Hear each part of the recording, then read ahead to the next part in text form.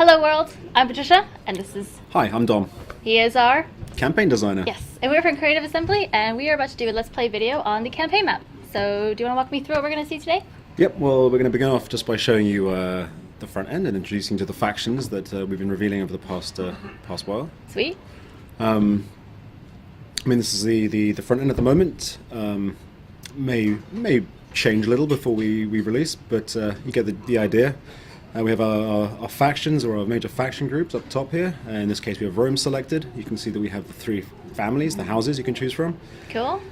Now each major faction, that is Carthage or Rome, or each faction group, Eastern Empires, Britannic tribes, Gallic tribes, successor kingdoms and Germanic tribes, have a sort of a unifying faction trait. Now in the case of the Romans, they get this little experience gain rate boost to their heavy infantry, and they get some food production bonus across their provinces. Everyone likes bread. Everyone likes bread, and circuses. Yeah. And then these remaining three traits are actually specific to whichever faction or family you pick. So in the case of these guys, the Cornelia, we have they're great administrators, obviously important statesmen within Roman politics, so you get a little tax bonus.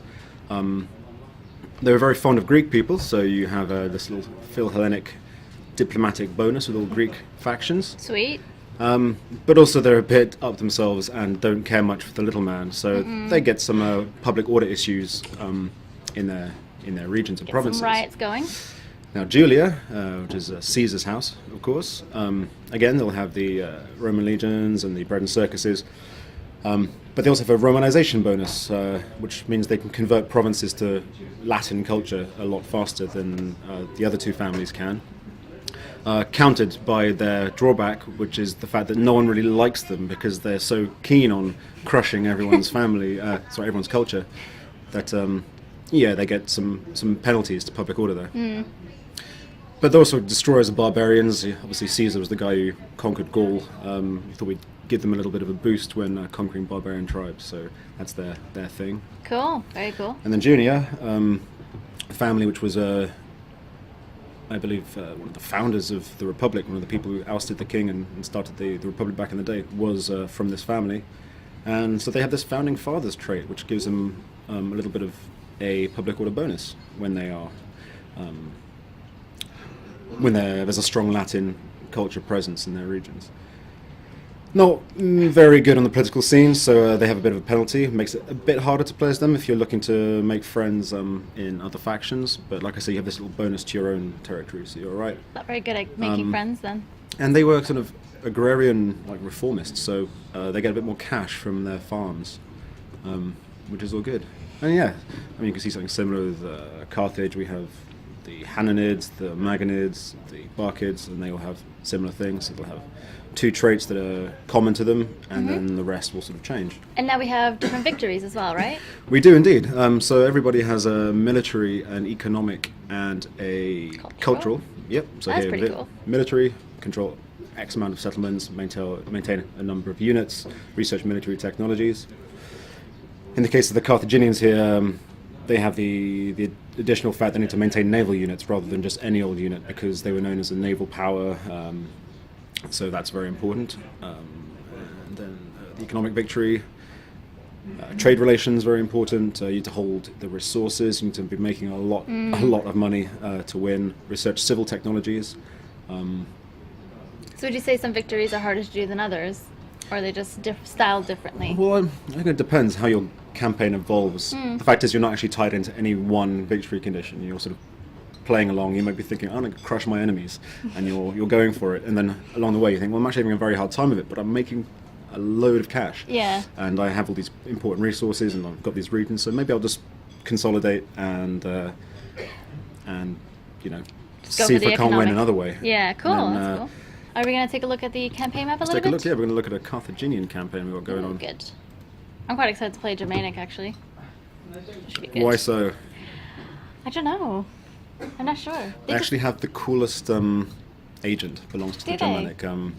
Their version of the dignitary is this staff bearer, kind of bit of a witch, really. And she has this Oh, cool. awesome cloak with like skulls and Yeah. feathers, and she's awesome. See, I really like their type of style. I don't know, it sounds a bit silly to pick a faction just from the style that they had, but I Well, no, like when them. when this dignitary agent went in, I basically looked at him like, I would play this just so I could walk around with her, and here we are. We are get this control. We are looking at we're in Mauritania here.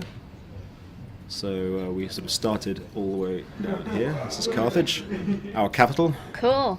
We also had a It's huge. colony here in Lilybaeum and Caralis, as well as a small colony all the way over in Kart Hadasht, which actually means Carthage as well, but we felt it might be confusing to have several cities with the same name. Yeah. Now you'll Love it. notice, or people out there, keen-eyed people will notice that, actually no, you won't notice, because obviously we've been playing for a while here. But yeah, in the start pause, originally we gave this territory to Carthage. Oh, right. But we kind of adjusted it now, so rather than giving them the entire north of Africa, they're an interesting faction to start with because they're spread out. So here they have Carthage, they're here, and all the way over in Spain. It's a lot to manage in very different areas. You've got to really make sure you don't get overwhelmed by people. Run me through some of sort of the inner workings of a city, and maybe we can take a look at some of the politics, some of sort of the, behind the scenes things that may happen after a battle or before a battle. Well, what you're going to see here is we have an entire province, the province of Magna Graecia, which we've conquered both from the Romans and from the poor fellows of Syracuse. And by selecting one of the settlements here, you'll see we bring up the entire province panel. If we didn't own all the settlements, these would be sort of blocked out, and we need to get visual confirmation to be able to get sort of spy information on these places, see what's cool. inside them. But as you can see, we've got a lot going on here, and we're currently running an edict. This is the Stimulate Trade Edict, which gives a considerable boost to all your income from markets and trade ports. Obviously, it's you can't run these edicts unless you own the entire province. So if I say go back to Carthage, I just have the one settlement.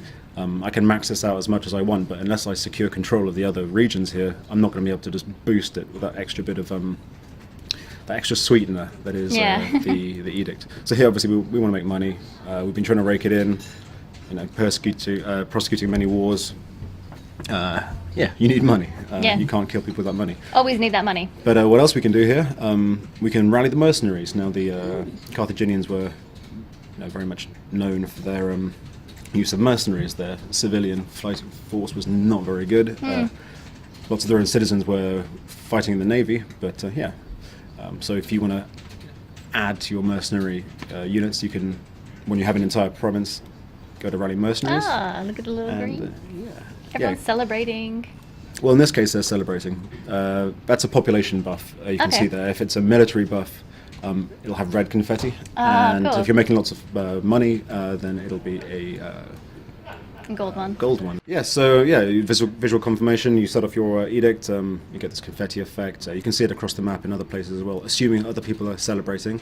But I think these guys cool. are caused to celebrate. Now you'll see here that the Etruscan League have actually kicked the Romans out of Rome, which is quite an unhistoric turn. Yeah. But hey, that's what this game is about. It's about creating the sandbox and exploring it.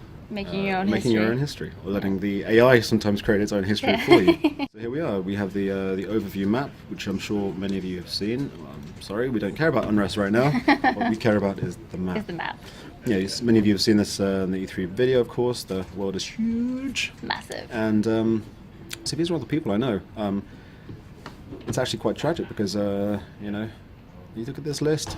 You see that Wow. Rome has been destroyed. Now there's lots of other people for us to kill, so it's not such a big deal. But look at all those people. Yeah. So we've done a bit of exploring. We've seen some ships around. You can see that we've got trade relations going on, and by trading with people further afield, you reveal more and more. As in Shogun 2, you have to encounter a faction before you can actually deal with them. Yeah. And you've made some enemies as well. Well, of course, not everyone is going to be on good terms. Like here, the Seleucids, for example, they have not much of a reason to like me. No. I'm dealing with their enemies. Sorry. You can see I've dealt with them in the past, so they have some goodwill. But when combined with the fact that I'm basically trading and being all pally with some of their worst enemies, Yeah. it doesn't add up very well. Are you going to try to rectify that, or are you just going to... Well, they're a bit far away for the moment. I'm sort of concentrating on this area here. Not a problem. The minute I start moving across, or if they survive and make their way across and start conquering, when we encounter each other, chances are it's going to start off very badly. Cool. And yeah, and as someone who is, on good terms with me, we have the Celtiki, or however you want to pronounce that. Cool. Well, thank you so much, Dom, for taking me through this, and I guess see you guys around. I'll see you soon. Thank you for watching.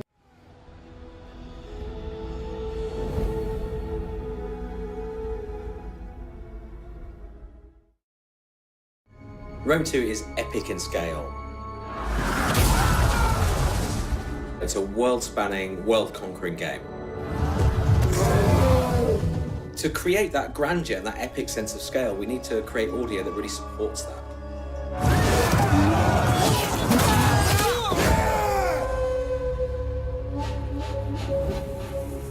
So the prologue in Rome 2 is a kind of contained, narrative-driven mini-campaign that leads the player into the full campaign game. Soldiers of Rome, we have traveled far together, down a path not of our choosing. So we have Mark Strong playing the part of Silanus, who's the kind of protagonist in the prologue. Mark Strong is a great actor. He's worked in numerous films, Kick-Ass, Sherlock Holmes. Mark is perfect for the role. He's got power and gravitas. You can just feel the strength in his voice when he delivers a line. Fate and the cruelty of man compelled each of us to draw our weapons, stand back to back, and defend our lands against the common foe. He kind of starts off as a mid-rank Roman commander, and then as the prologue progresses, he sort of rises up in rank to eventually become a proconsul. He's a very accomplished military commander, the kind of guy you would follow into battle. Although interesting in the game, the more successful he becomes and the more power he accrues, he seems to fulfill that old saying that power corrupts and absolute power corrupts absolutely. It is clear that evil left unchecked will always find Rome. It's very important you understand the character you're playing in order to give the game some life. We shall forge our destiny together! If you're trying to find a way to give him gravitas and make him believable, you've got to make the lines sound like somebody who you would follow into battle. We did not seek this war. It is our homes at birth. So I've given him a kind of gravelly strength. He definitely draws the player into the game right from the start. He sort of builds up his character really well, and just kind of the weight and command in his voice works really well. My work this morning, there's been a lot of rallying call to battle, so as far as I'm concerned, Romans spend most of their time fighting, it seems to me. For Rome!